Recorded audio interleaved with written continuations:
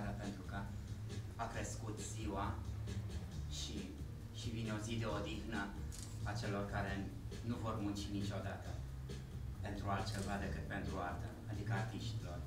Bine ați venit la Galeria Orteanu Art, iar în această zi cred că bărbații au o onoare deosebită, pentru că nu pot ca în fața ochilor lor să nu vadă niște muze superbe. Nu e vina bărbaților și nici a ochilor. E vina lui Cristian Bolnișteanu, care în această zi, la Orteanu Art, ne arată că singura muză a lumii veșnice e femeia. Și e femeia nu într-o stare reală și nu într-o stare a spiritului și nu într-o stare a fizicului și nu într-o stare a corpului, ci într-o stare a mișcării veșnice, a unduirii, a neliniștii și a netipicului.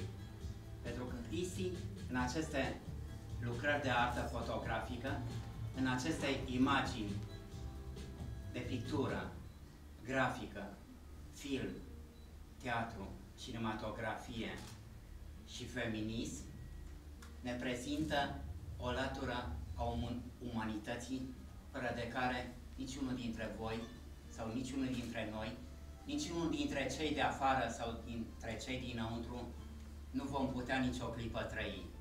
Ne prezintă o stare de spirit a umanității care se numește cu litera F mare, femeia.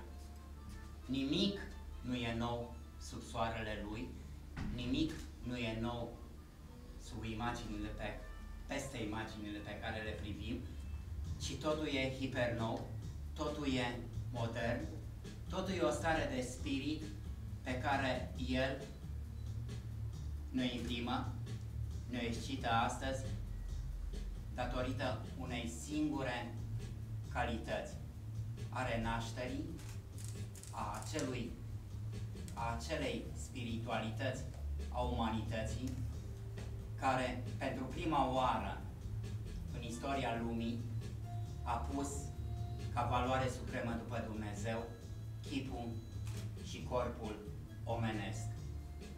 Niciodată până atunci această stare de spirit nu a fost atât de pusă în valoare.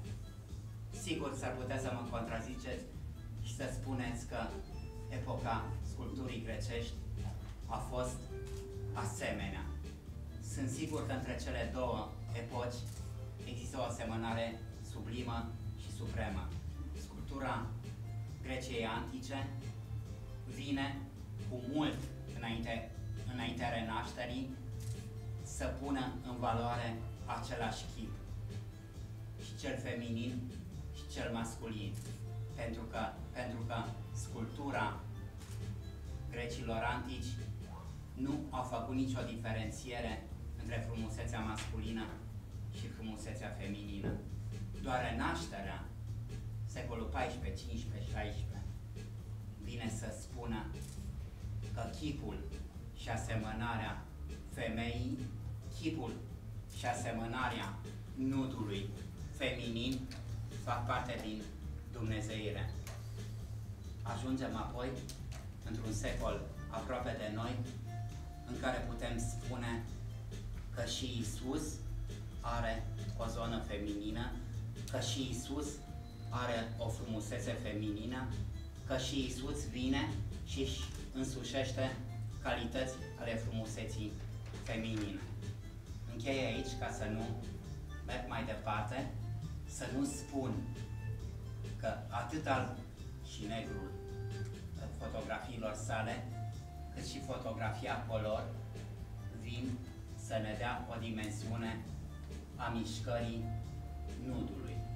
Pentru că sunt sigur că nud este simbolul care leagă această expoziție.